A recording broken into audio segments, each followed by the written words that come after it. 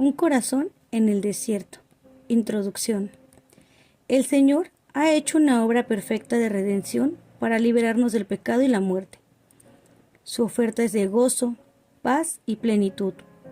Sin embargo, sin importar cuántos años tengas en la fe cristiana, esta pudiera ser una fiel descripción de cómo percibes tu condición espiritual en algún momento de tu vida, o quizás en este mismo momento.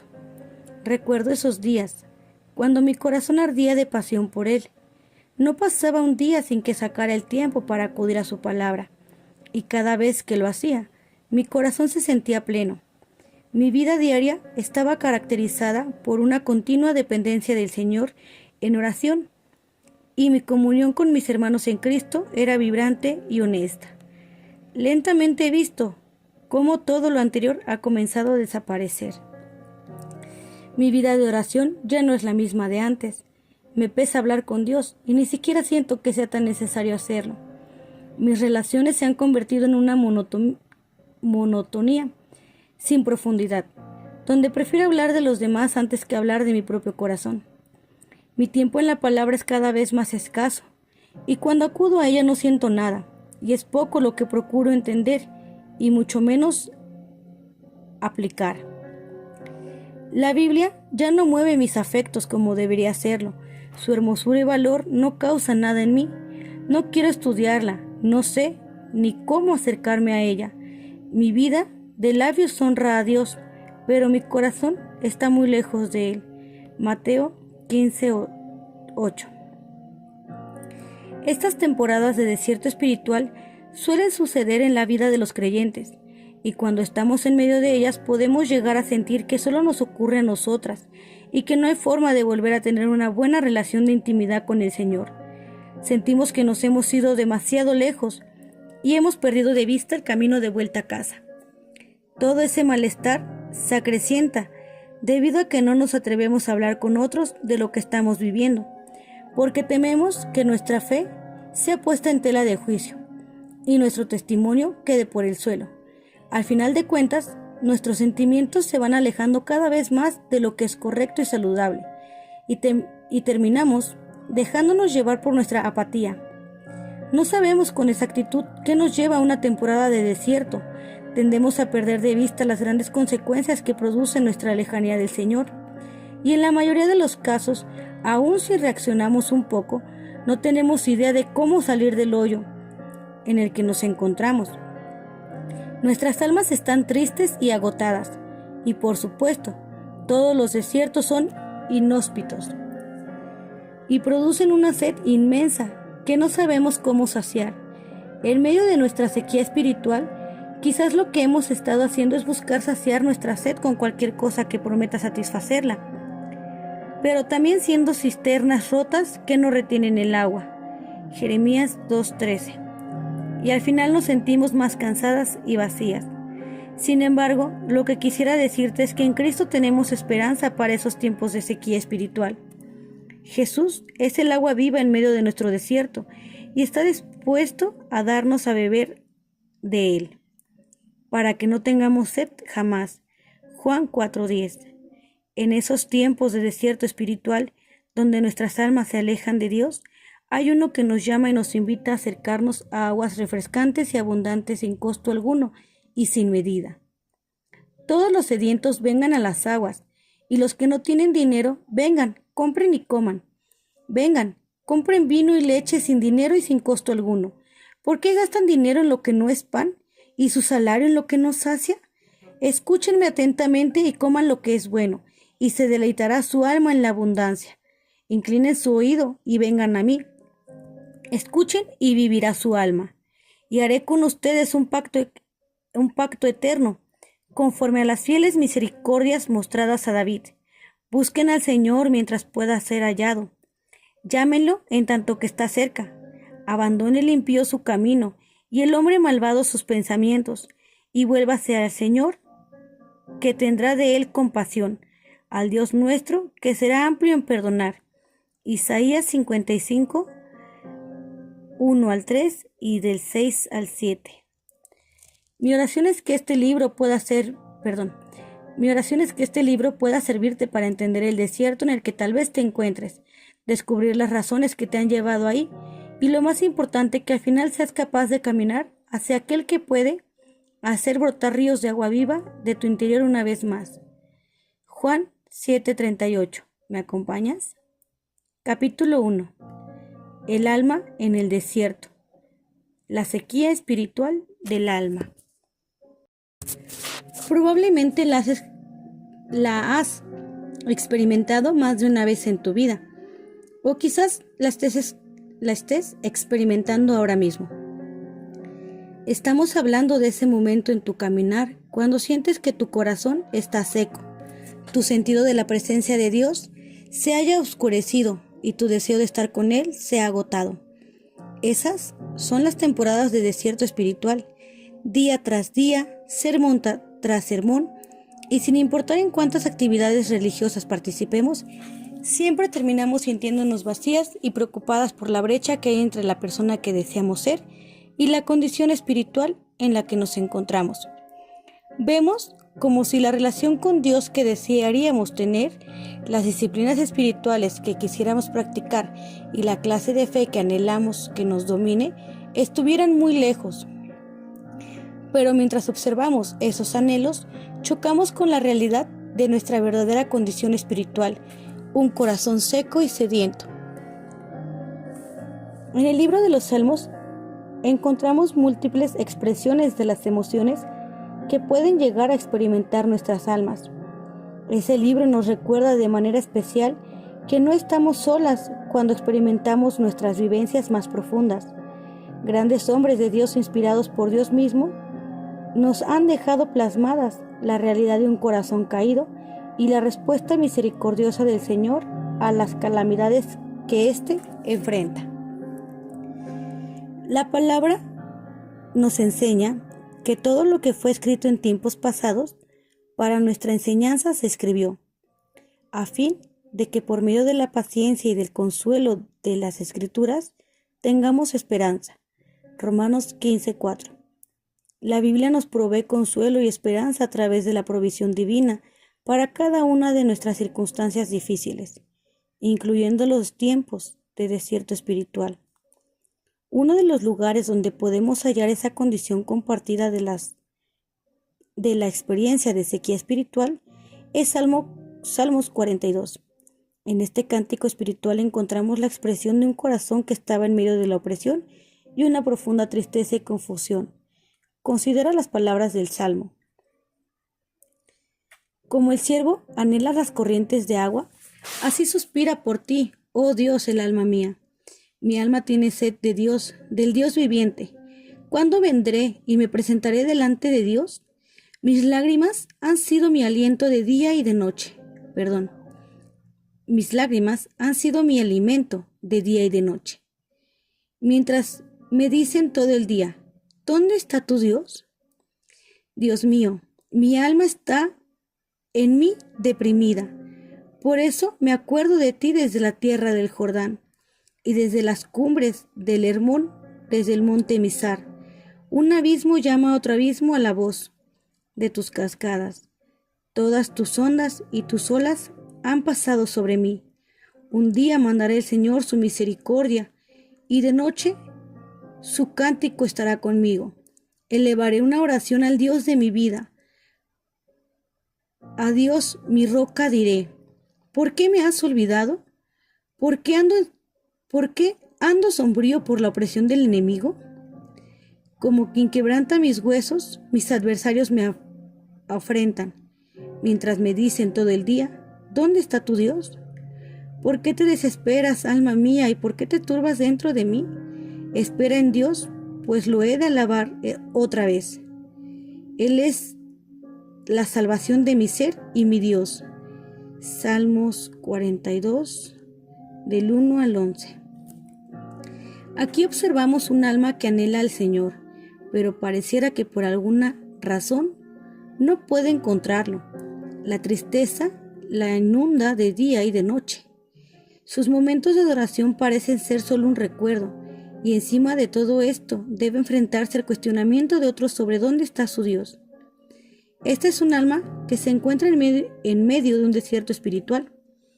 Las palabras honestas plasmadas en este salmo nos permiten darle un vistazo a lo profundo del corazón del salmista, y cada una de sus expresiones nos posibilita hacer un diagnóstico de su condición espiritual en ese momento. Hace varios años mi esposo y yo quisimos celebrar nuestro aniversario con un viaje a otro país. Justo el día en el que íbamos a salir, desperté con fiebre alta y un malestar físico como hacía mucho tiempo no sentía. Pensaba que tenía una gripe común y decidí tomar medicamentos para los síntomas y seguir adelante con nuestros planes. Durante nuestro viaje, noté que solo mejoraba ligeramente mientras me encontraba bajo el efecto de los medicamentos, pero cada vez que ese efecto pasaba, me sentía peor, hasta que llegó el momento en el que decidimos hablar con nuestro médico, quien luego de la descripción de los síntomas me dijo que estaba seguro de que lo que tenía era dengue. En ningún momento esa enfermedad había pasado por mi mente. Pensamos que lo que tenía era un virus gripal y así lo tratamos. Pero nada funcionaba debido a que desconocíamos lo que realmente estaba ocasionando mis síntomas. No fue hasta que supe lo que tenía que pude tomar el medicamento y poner en práctica las medidas adecuadas que requería la enfermedad. De la misma manera, en medio de nuestros desiertos hay diferentes manifestaciones que nos pueden servir para establecer un diagnóstico de lo que aqueja a nuestra alma y así darnos cuenta de que si nos encontramos en medio de un desierto espiritual, y así darnos cuenta de que sí nos encontramos en un desierto espiritual. Permíteme compartir contigo algunas de ellas. Apatía por la palabra. El salmo nos deja ver la sed profunda del salmista, pero pareciera que esta sed no fuera saciada. Probablemente has sentido lo mismo. En medio de nuestra sequedad podemos encontrarnos yendo a la palabra, pero no llegamos a tener un encuentro genuino con su autor, de modo que el tiempo en las escrituras se va convirtiendo en una obligación estéril, más que en un deleite fructífero. Cuando esto ocurre en nosotras, se va desarrollando una apatía por la palabra, y nos vamos exponiendo a ella con menos frecuencia, hasta el punto de llegar a pasar periodos largos sin tener un encuentro con el Señor y su palabra. Punto número 2. Sentido de despropósito en la oración. El salmista dice que eleva una oración al Dios de su vida, pero el contenido de su oración nos deja ver su sentir hacia Dios. A Dios mi roca diré, ¿por qué me has olvidado? ¿Por qué ando sombrío por la opresión del enemigo? Esta es la oración de alguien que sabe que puede clamar a Dios, pero que siente que Él lo ha olvidado. Muchas veces en medio de los tiempos de sequía espiritual, podemos llegar a pensar que nuestras oraciones son inútiles, ya que sentimos que Dios no nos escucha, que ha apartado su rostro y nuestras oraciones no pasan del techo. Sentimos que Dios está lejos y nuestras palabras no son suficientes para lograr alcanzarlo o siquiera llamar su atención. Punto número 3. Sentido de insatisfacción. Cuando estamos en medio de una temporada de aridez espiritual, podemos llegar a experimentar una profunda insatisfacción en nuestros corazones.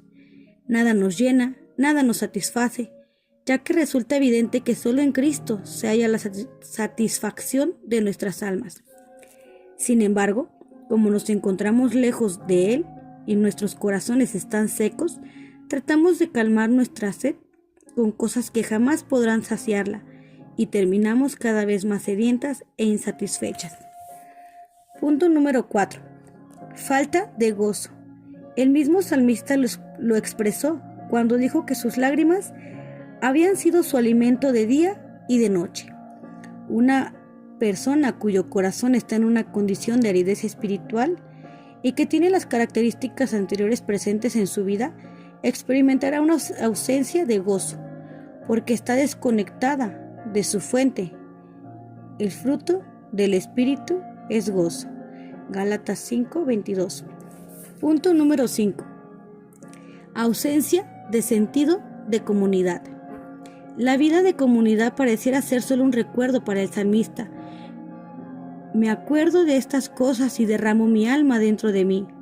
de cómo iba yo con la multitud y la guiaba hasta la casa de Dios con voz de alegría y de acción de gracias, con la muchedumbre en fiesta.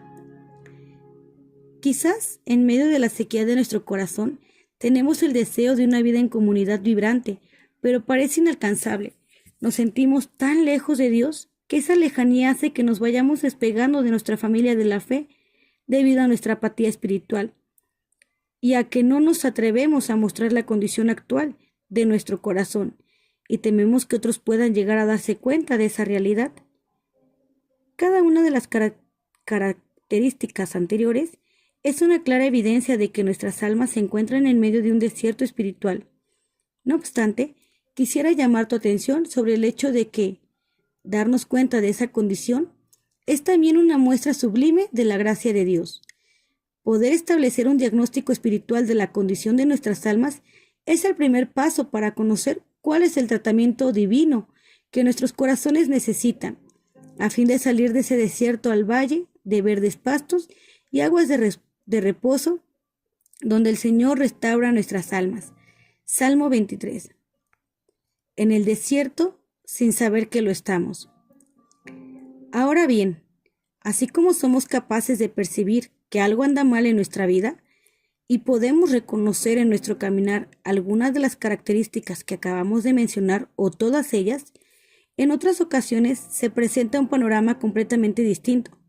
Nos encontramos en medio de una sequía espiritual sin saber siquiera que estamos allí.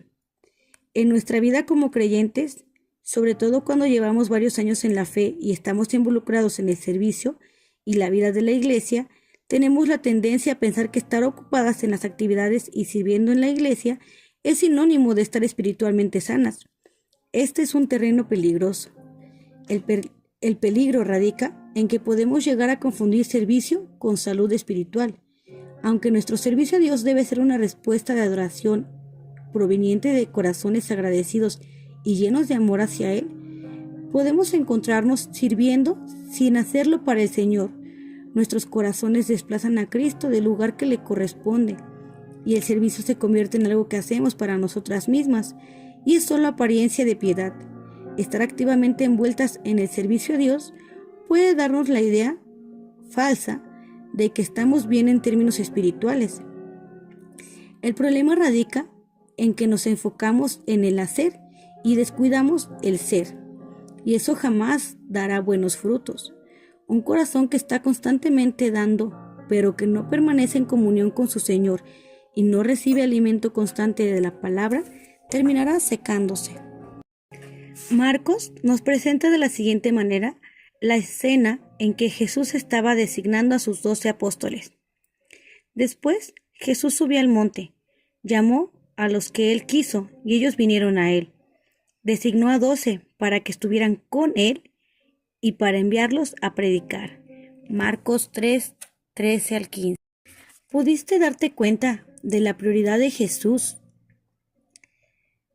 La primera razón por la que Jesús designó a sus apóstoles fue para que estuvieran con él y luego para todo lo demás relacionado con el servicio. Estar con él en una relación de intimidad se hallaba por encima del servicio, porque esto era lo que los iba a sostener espiritualmente y los capacitaría para todo lo que tendrían que hacer por el Señor en el futuro. Otros de los terrenos peligrosos que muchos cristianos transitan sin saberlo es cuando llegan a pensar que están nutridos porque se exponen a la palabra los domingos o participan en distintas actividades eclesiásticas. No perdemos un servicio o estar presentes en cada conferencia. No perdernos un servicio o estar presente en cada conferencia no implica que estemos teniendo un encuentro con el Dios de la palabra. En el mismo sentido, es posible que nos hallemos expuestas continuamente a las Escrituras y que no esté ocurriendo ningún cambio en nosotras, porque solo se trata de teoría, que nunca llevamos a la práctica. El gran drama de muchos cristianos es que pueden estar expuestos continuamente a las Escrituras sin darse cuenta de que sus corazones se han vuelto impermeables a su influencia y poder.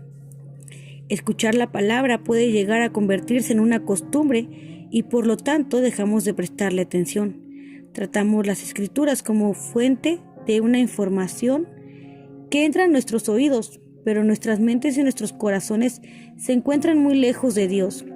Esa religiosidad falsa puede darnos la idea de que estamos bien, porque supuestamente estamos escuchando la palabra con regularidad.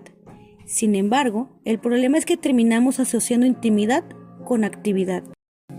Quisiera dejar en claro que la palabra de Dios es alimento para el alma.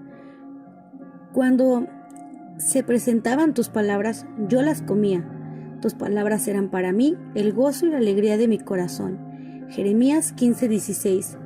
Jesús mismo proclamó: no solo de pan vivirá el hombre, sino de toda palabra que sale de la boca de Dios. Mateo 4:4. Sin embargo, cuando un corazón se endurece al atravesar un desierto espiritual, finalmente deja de prestar atención y la palabra de Dios es dejada a un lado. El Señor dijo, por medio de Jeremías, que Él le envió su palabra sin cesar a su pueblo, pero no me prestaron atención ni me escucharon. Jeremías 35:15. Sin alimento físico, nuestros cuerpos perecerían en cuestión de días, y sin el alimento espiritual, los afectos de la inanición en nuestras almas nos harían esperar. La palabra de Dios es el maná con el que Dios alimenta a sus hijos para que puedan crecer a la imagen de su Hijo perfecto, Jesucristo. Si nuestros corazones y nuestra atención se encuentran realmente lejos de la palabra, aunque pensemos que no es así, nuestras almas se secarán al carecer del alimento espiritual y comenzarán a mostrarse como terrenos áridos que son incapaces de dar frutos. Necesitamos detenernos con frecuencia en nuestro andar como creyentes y evaluar nuestra vida. Necesitamos considerar nuestros caminos, Ageo 1:5, y ver si somos saludables espiritualmente o nos encontramos en medio de la aridez del desierto espiritual. Sea cual sea el resultado, en Cristo siempre reside nuestra esperanza. Aquel que está sano no necesita de médico. Si hay algo en lo que no soy buena en absoluto entre muchas otras cosas, es eligiendo alguna película o serie de televisión. He resuelto no elegir nada, ni siquiera para mí, porque entre un mar de opciones nunca he logrado decidir. Gracias a Dios, mi esposo es todo lo opuesto, así que cuando no puedo elegir, él lo hace por mí, y casi siempre me gustan sus elecciones. Sin embargo, una de las razones por las que él elige tan bien por mí es que me conoce y sabe que me encantan las series o películas de suspenso o en las que se solucionan casos criminales. Una de las cosas que caracterizan a este tipo de series o películas es que se deben observar y reconocer detalles que aparentemente son obvios, pero que, si los analizamos bien, pueden convertirse en algo extraordinario y terminar trayendo la solución o explicación al caso. Mateo nos presenta un relato en el que lo obvio termina siendo completamente extraordinario. Cuando Jesús se fue de allí, vio a un hombre llamado Mateo, sentado en la oficina de los tributos, y le dijo: «Ven tras mí». Y levantándose, lo siguió. Y estando él sentado a la mesa en la casa, muchos recaudadores de impuestos y pecadores llegaron y se sentaron a la mesa con Jesús y sus discípulos. Cuando los fariseos vieron esto, dijeron a sus discípulos: ¿por qué come su maestro con los recaudadores de impuestos y pecadores? Mateo 9, versículo 9 al 11. Mateo era recaudador de impuestos. Eso significaba esencialmente que había trabajado para Roma y que muchos lo consideraran como un traidor. Su posición hacía que se mantuviera distante del resto de la sociedad y las sinagogas. Sus amigos estaban entre el grupo de los pecadores. Sin embargo, un día ocurrió algo que cambió su historia por completo. Jesús acababa de sanar a un paralítico y perdonar sus pecados, y mientras caminaba, vio a Mateo y le dijo: «Sígueme». La respuesta de Mateo fue inmediata. Él se levantó y lo siguió. Mateo dejó todo para seguir a alguien que no tenía ni siquiera dónde recostar su cabeza. ¿Por qué? Porque el llamado del Señor es irresistible. Jesús le dice al leproso, sé limpio, y éste queda limpio de inmediato. A la hija de Jairo le dice, levántate, y ella se levanta de entre los muertos. Solo una palabra de Jesús es suficiente para que todo lo que Él quiere sea hecho. Luego de que Mateo siguiera a Jesús, muchos pecadores se sentaron a la mesa con el Maestro y sus discípulos en casa del recaudador de impuestos. Los fariseos lo criticaban porque estaba junto a pecadores. Ellos asumían esa actitud crítica porque estos supuestos religiosos observaban la situación desde el trono de la superioridad moral, pensando que había algo de rectitud en ellos al no asociarse con estos pecadores, a lo que Jesús sí se acercó. Prestemos atención, porque a través de la respuesta de Jesús viene la observación obvia, que se convierte en extraordinaria. Al oír esto, Jesús dijo, los que están sanos no tienen necesidad de médico, sino los que están enfermos, pero vayan y aprendan lo que significa, misericordia quiero y no sacrificio, porque no he venido a llamar a justos, sino a pecadores. Las palabras de Jesús en este versículo son gloriosas. La verdad expresada por el Señor nos produce un suspiro de esperanza en medio de nuestra condición crítica. Jesús no vino a traer salvación al que está bien, porque nadie lo está. El apóstol Pablo nos enseña que no hay un solo justo que logre la salvación por méritos propios, y que la realidad es que no hay una sola persona que busque a Dios. Romanos 3. Jesús vino a salvar a pecadores sin esperanza. Él vino a darles vida a esos que están muertos en sus delitos y pecados por medio de su obra y su sacrificio. Pecadores. Cristo Jesús vino al mundo para salvar a los pecadores. Sí, Jesús fue un maestro. Sí, fue un hacedor de milagros. Sí, fue rey. Sí, fue el perfecto ejemplo moral de cómo deberíamos vivir nuestras vidas. Pero si eso fuera todo lo que Él era, no habría esperanza para nosotros. Las criaturas caídas que sufrimos de una enfermedad fatal, muriendo física y espiritualmente por la plaga del pecado. Jesús fue y es un salvador de los pecadores. Es un salvador que nos amó tanto, que bajó para darnos la medicina de Dios para nuestro alivio eterno, el perdón de nuestros pecados. Quizás este libro se encuentra en tus manos porque sientes que tu corazón está seco, pero no debido a que los ríos de agua viva hayan dejado de fluir, sino porque nunca han estado presentes, ya que la sequía de tu corazón se debe a que necesitas el poder sanador de Cristo, al estar muerta en tus pecados. Efesios 2:1. Si ese es el caso, hay esperanza para tu corazón, una esperanza que Él mismo ha provisto. Pero Dios, que es rico en misericordia, por causa del gran amor con que nos amó, aun cuando estábamos muertos en nuestros delitos y pecados, nos dio vida juntamente con Cristo, porque por gracia ustedes han sido salvados, por medio de la fe, y esto no procede de ustedes, sino que es don de Dios, no por obras para que nadie se gloríe. Efesios 2:9. Jesús vino a llamar y salvar a los pecadores. Lo único que necesitas hacer es acercarte en arrepentimiento y reconocerlo a Él como el único Señor y Salvador de tu vida. La obra de Cristo en la cruz es la que nos da vida nueva y hace correr en nosotros ríos de agua viva. Jesús también es el médico que nos sana de la peor enfermedad, la condenación eterna, pero además es el que sana nuestras dolencias en medio de nuestro caminar como creyentes, porque el pecado y las consecuencias de este mundo caído nos seguirán afectando. Él atiende las necesidades de nuestros corazones secos. Él puede abrir nuestros ojos, ayudarnos a ver la condición de nuestro corazón y proveernos la sanidad que nuestras almas necesitan. Si al leer este capítulo te has dado cuenta de que te encuentras en medio de un desierto espiritual, no pierdas las esperanzas ni te desalientes. Permíteme decirte que estás en el camino correcto para que en tu corazón vuelvan a correr ríos de agua viva. Jesús vino a hacer lo que nosotros no podemos, y Él tiene el poder de transformar corazones secos en ríos abundantes llenos de su presencia. Si estás en Cristo, el poder de la cruz que te dio vida cuando estabas muerta no ha cambiado.